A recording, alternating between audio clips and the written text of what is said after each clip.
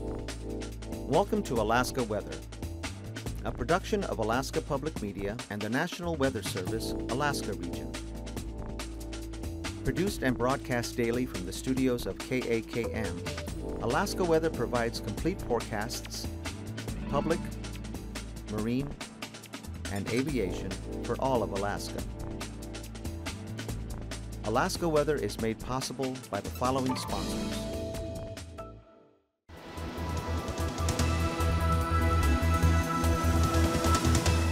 The National Weather Service. Hello again, everyone, and thanks so much for joining us for this Thursday's edition of Alaska Weather. I'm meteorologist Dave Percy, and I'll be hosting today's show. No warnings, watches, or advisories out, so we don't have a hazardous weather graphic today, so we'll go right to the satellite imagery. And distinct lack of storminess here over the southeast Bering, lack of cloudiness too. There are a few more clouds than what's shown on here, but basically a pretty good day there all along the southwest coast. Getting into more clouds here, the Alaska Peninsula. This storm system out here producing storm force winds out over the western Aleutians and the southwest Bering. Got 65 miles per hour, and it'll continue through tonight with the storm warnings out in this area, and gales out in advance over the central Aleutians. Eventually will be spreading eastward later tonight and tomorrow. Disturbance up to the north, right up in this area, with a kind of an extensive area of light snow occurring here across the Arctic coast and areas of the North Slope, and locally southward across the Brooks Range into probably the Kobuk and Koyukuk valleys, mostly over the northern areas. And then it dries out down here to the south with continued cool temperatures, south central Alaska and into the Copper River Basin. Dry and cool again across the southeast coast with locally gusty channeled winds through the passes there, but basically not too bad.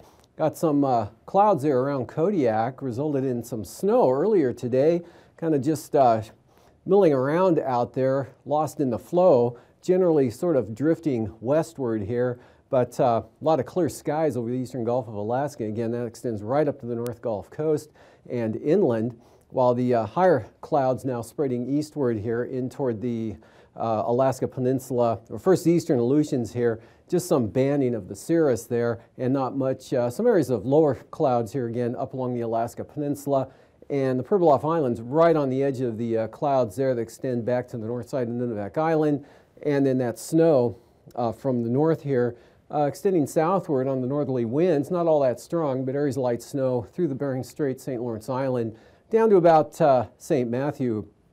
On the chart, there's about the southern extent of that light snow pattern there, again up across Savunga and Gamble, and then back just catching Point Hope, Cape Lisburne, Kivalina in the dry there with that downsloping wind flow, but back to the west, or back to the east, much of the North Slope areas of light snow on out to the Arctic coast. Pretty light winds here on the east side and a little breezier, but not too bad on the west side with dry conditions into the interior.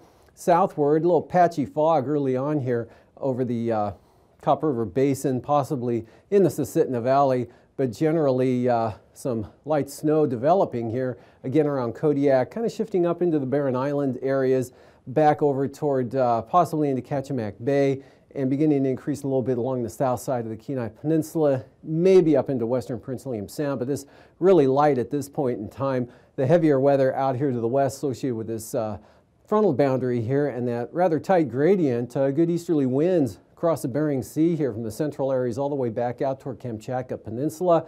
And then we've got the storm force winds here over the south, or over the western Aleutians that'll continue through tonight, and also over the southwest Bering Sea. Big high pressure area here, fairly strong, 1,049 millibars up there over the Northwest Territories. Massive, keeping it dry out over the North Gulf Coast. Weak trough, surface trough offshore.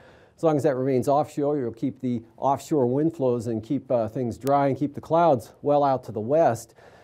Not too bad over the interior, light winds, variable clouds, dry and cool. Forecast for tonight, that continues here, especially the eastern interior. Temperatures well below zero here with light winds, possible areas of patchy fog or low clouds. Snow continues back up here over the north and northwest. Better chance now in across the northwest coast and possibly down into Kotzebue Sound, but that'll be light, and that continues northern Koyukuk, Kobuk Valley areas up across the Brooks Range. And mostly east of that low center, you can still see some flurries or light snow. Definitely the clouds for Kivalina and Barter Island. I'm sorry, not Kivalina, Kaktovik and Barter Island there, with increasing snow back to the west, continuous but light. And we still have this area of moisture here continuing through Shelikof Strait and along the south side of the Aleutian Range and Alaska Peninsula here. Kind of a mixed rain and snow condition. Just a chance here over the eastern Aleutians. Southeast winds will begin to increase here. No change for the Panhandle. It stays dry and cool with gusty channeled eastern and northeast winds.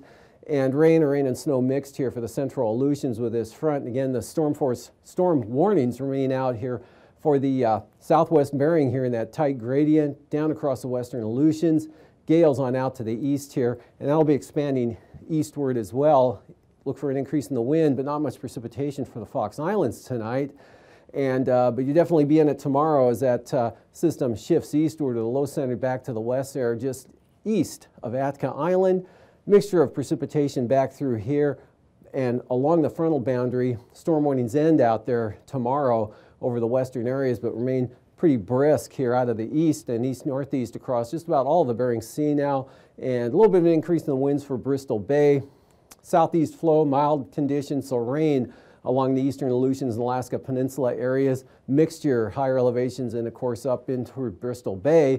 Kind of a dry sloth, maybe some clearing here in the west, but moisture sliding on up to the north. Could see some areas of light snow, probably flurries would be a better description here up along the mountains, along the east side of the eastern slopes of the western Alaska Range, and possibly also over the Kuskokwim Mountains.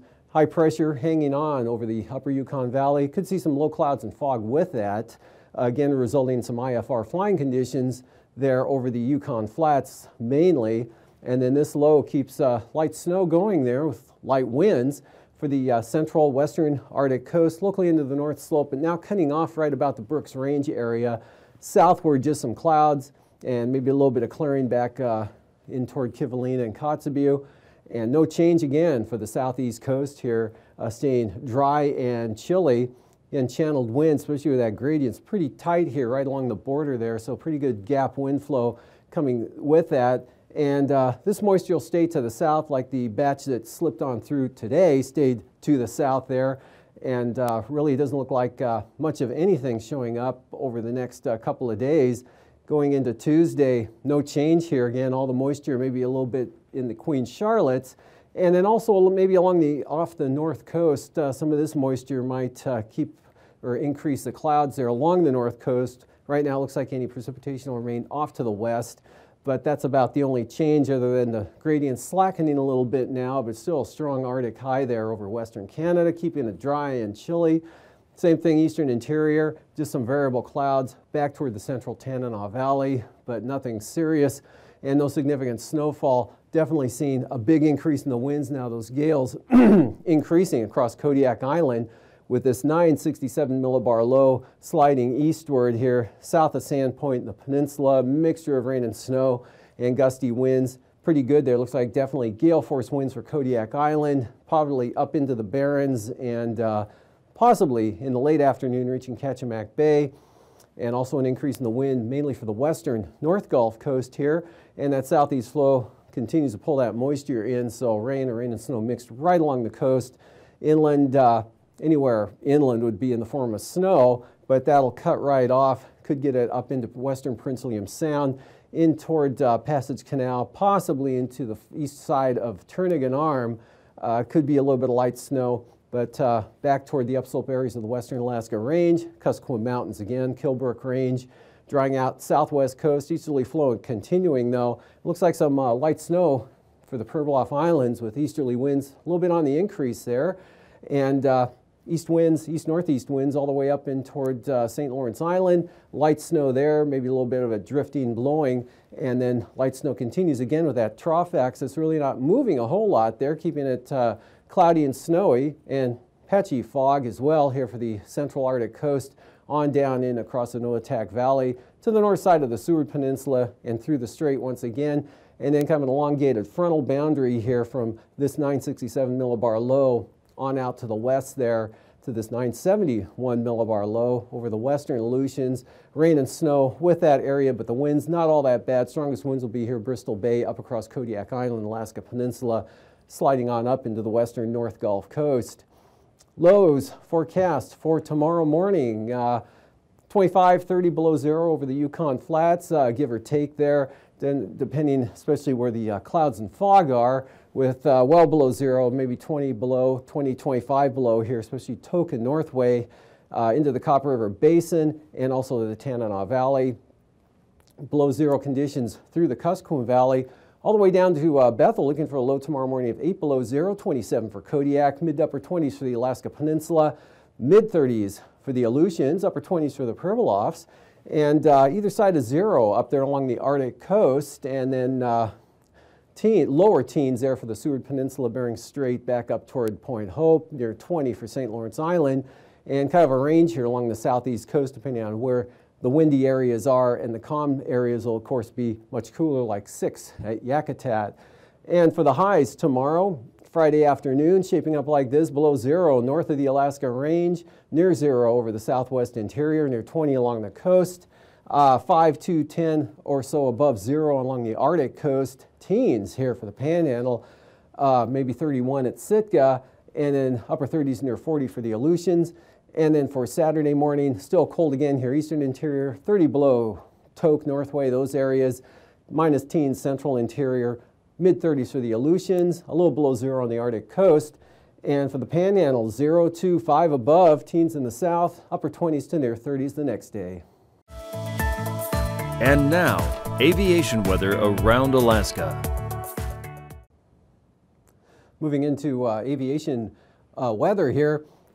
Pretty good VFR for tomorrow morning over the central southern interior. Some marginal VFR there just south of the mountains, possibly in the Talkeetnas, otherwise VFR down to the coast, marginal for the Kenai Peninsula. Kodiak Island, IFR out here over the central Aleutians, spreading in over into Nikolsky with marginal VFR for the Bering Sea, area of IFR for the North Slope, central Arctic coast, and then some IFR here for the Yukon Flats.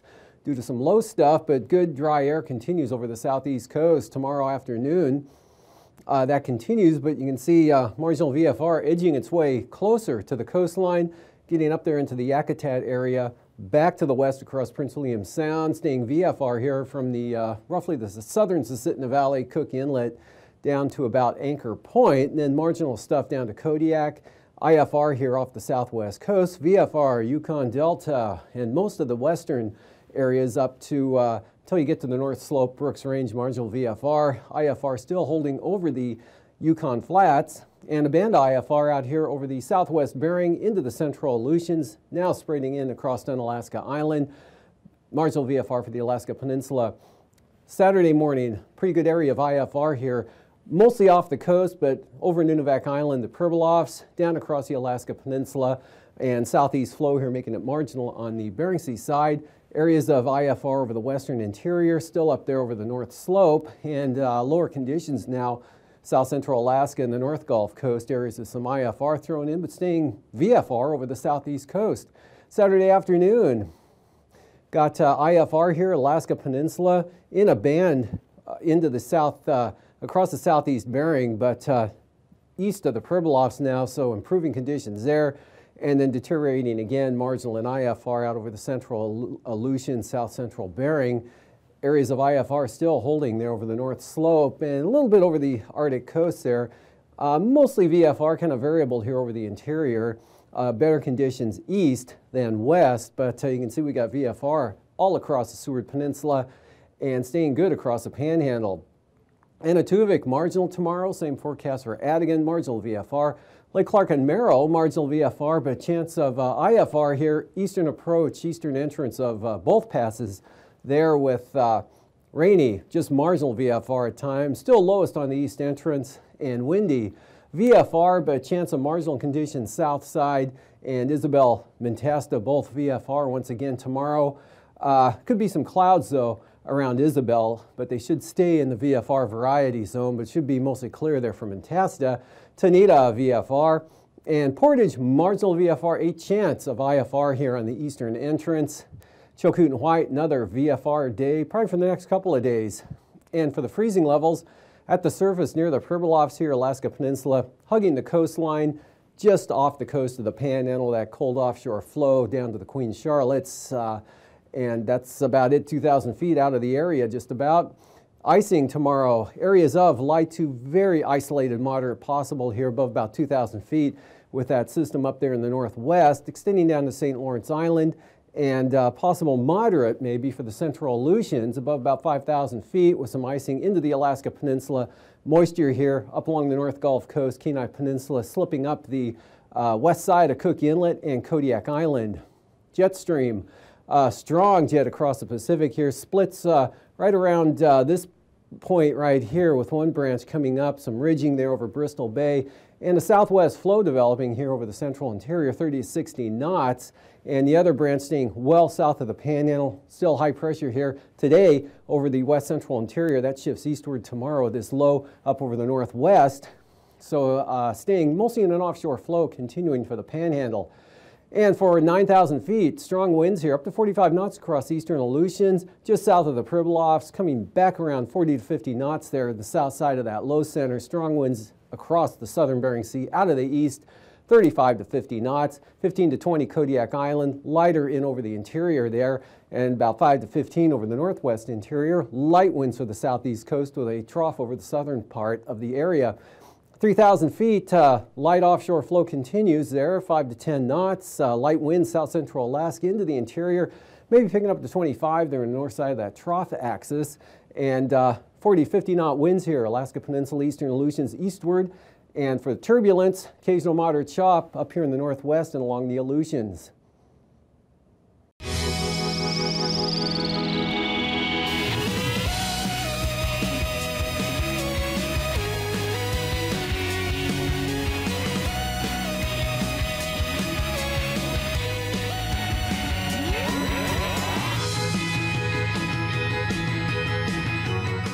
Moon over Orion. Greetings, stargazers. I'm James Albury, director of the Kika Silva Pla Planetarium in Gainesville, Florida. And I'm Dehne Regas, astronomer for the Cincinnati Observatory, and we're here to help you find your way around the sky. Hey James, it's almost the end of the year. Did you have an astronomically great 2017? I did. We had so many planetary conjunctions and, of course, the total solar eclipse back in August. It was an awesome year. And for our last week of 2017, we'll take a look at the constellation Orion and a special visitor he will be having on New Year's Eve. Oh, that's right. Our closest neighbor in space, the moon, will pass just over Orion's head. He better duck. You know it. Let's show you. Okay, we have our sky set up for Friday, December 29th at 7:30 p.m. facing east-southeast. There you'll find the belted one, Orion the Hunter, tipped over just above the treetops. You can always recognize Orion by his 3 stars in a row that make his belt. But I always like to find the 4 stars at the corners of this star pattern. The brightest star in Orion is Blue Rigel, which stands for his left leg. His right leg star is the fainter and closer to the horizon. Its name is Safe. Then, his left shoulder star is a deep blue color and goes by the name Bellatrix, while the big red star marking Orion's armpit is the infamous Betelgeuse. We'll try not to say it 3 times. Where's my head? What? I almost forgot about the star marking Orion's head. Oh yeah. Its name is Mesa, and unlike Dehne and I, it's not very bright. Yeah, Orion was known for his brawn and not so much for his brains, and his head star really shows that. On December 29th, the moon is way above Orion and is hanging out in the constellation Taurus the Bull. But before we go forward in time, let's fly up and see how the moon moves around the Earth. The moon revolves around the Earth once every 27.3 days. That's called a sidereal month. Can we call it a month? A month? What's that? Well, it's like a month, but for the moon. What do you think? Catchy? Not catchy? Anyway, over the course of a month, the Earth is rotating once every day. That means we spin way faster than the moon. So after every day that we spin once and come back to see the stars again, the moon has moved a little bit around us. So it looks like it has shifted in our sky. So each night the moon will be near a different group of stars and can even wander near Orion's head over the course of a month. Yes. Okay, we're back down on Earth at 7:30 p.m. on December 29th. Now we're going to advance our time, one day at a time, and see how things move. On the night of the 30th, the moon has continued on its path around the Earth and has appeared to shift quite a bit in the sky. The moon will now be right next to the bright orange star called Aldebaran that marks the bull's eye. If you look at the moon through binoculars that night, you'll see Aldebaran is less than half a degree from the moon. That's super close. But that's nothing. If we use our super stargazer powers to turn back time to like 6 p.m. and then slowly advance time, check out what the moon will do. It will occult or cover over Aldebaran. Sweet. Now, this will be visible over most of the U.S., but not everywhere. So you'll have to just get outside and see for yourself how close the moon passes Aldebaran where you live on December 30th. Let's advance time again to 7:30 p.m. on Sunday, December 31st, New Year's Eve. On that night, the nearly full moon will hang just above Orion's head. Look, did he duck? No, James, that's how he always is. The moon can appear to come close to Orion's head, but can never quite cover over his head star, Mesa, or bonk him on the head. But on New Year's Eve, maybe you can imagine Orion hitting the moon with his club. I could see that. So, check out the moon as it moves closer to Orion all week. And on December 31st, be like Orion and keep looking up.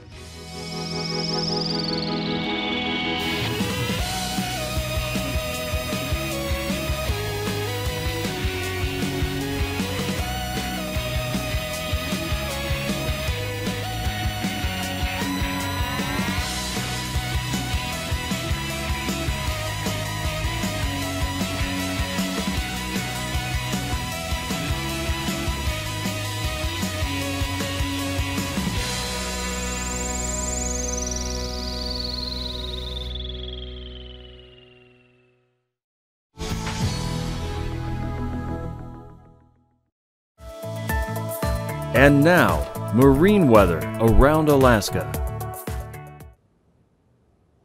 Welcome back. Today's sea ice analysis.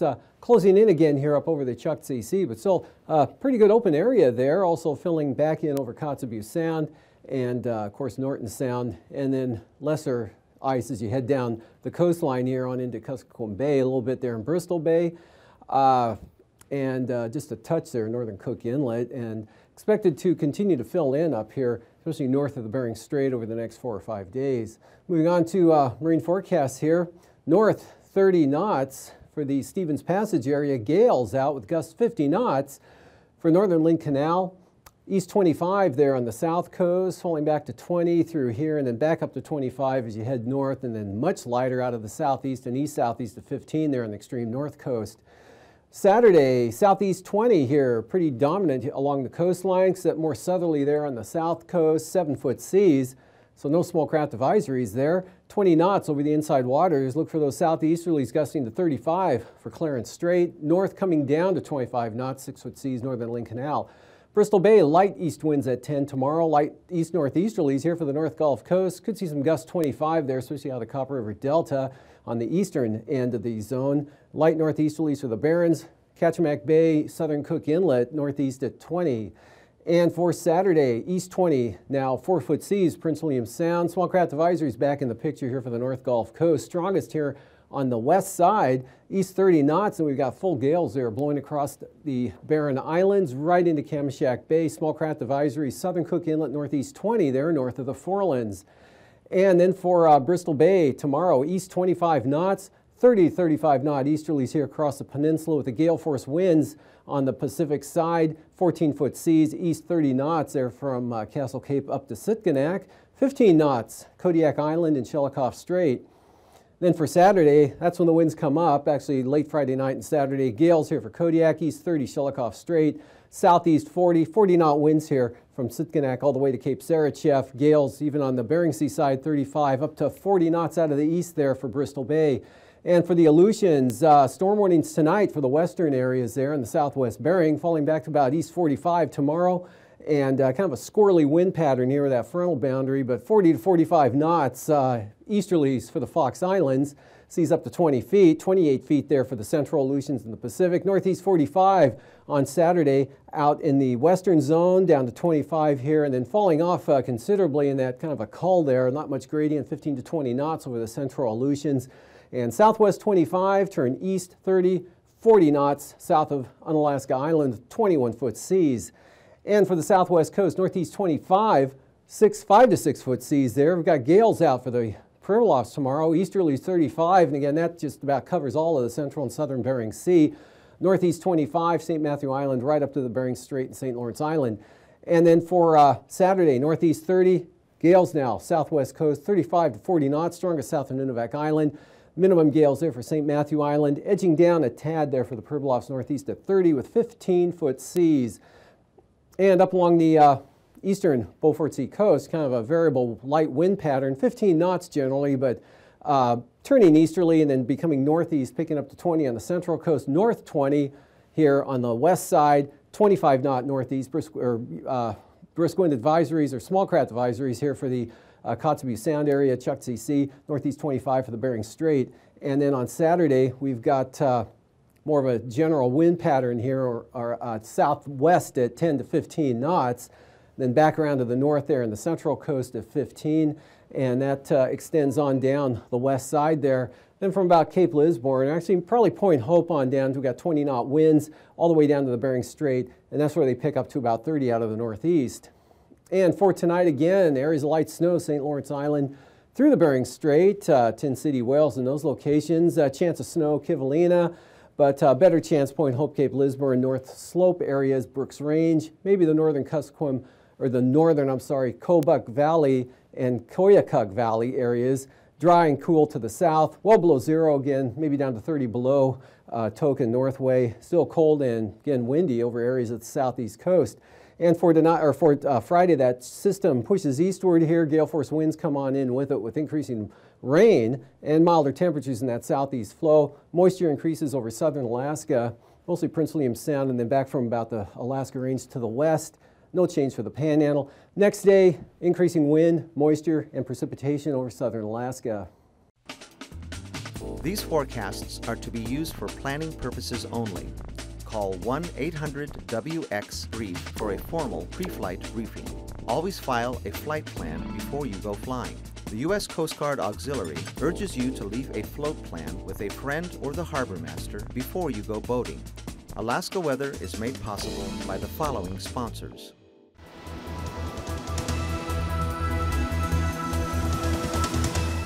The National Weather Service.